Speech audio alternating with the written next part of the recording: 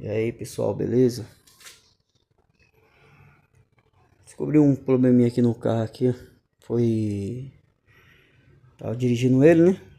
Aí fui subir na subida e virar à esquerda.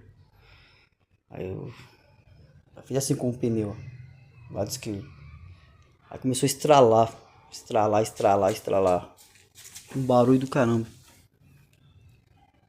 Barulho feio. Aí eu olhando aqui, eu tava pensando que é hemocinética.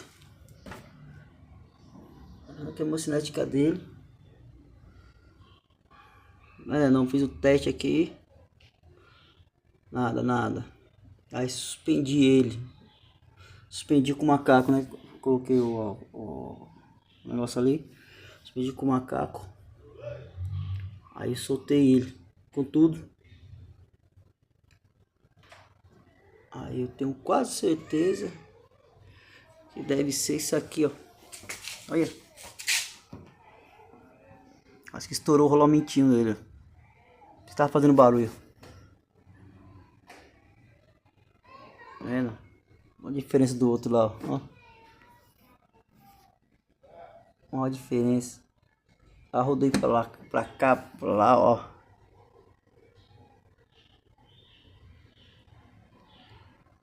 Se estourou o rolamento dele ou... É que é barulho de rolamento mesmo, né? Estralando. Vou fazer outro teste pra ter certeza, né? Que é esse aqui mesmo. Mas com certeza, como que ele ficou?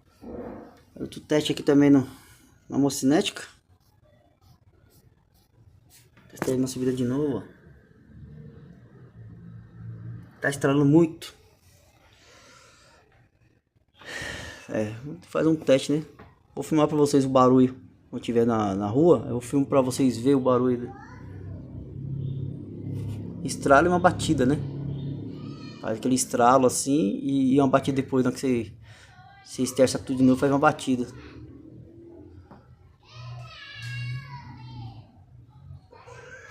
E aí, como tá? Ele não era assim, pode ter certeza que ele não era assim. Ó, olha. Vou fazer um teste, né? Pra ter certeza, né? Pra não comprar peça toda, né?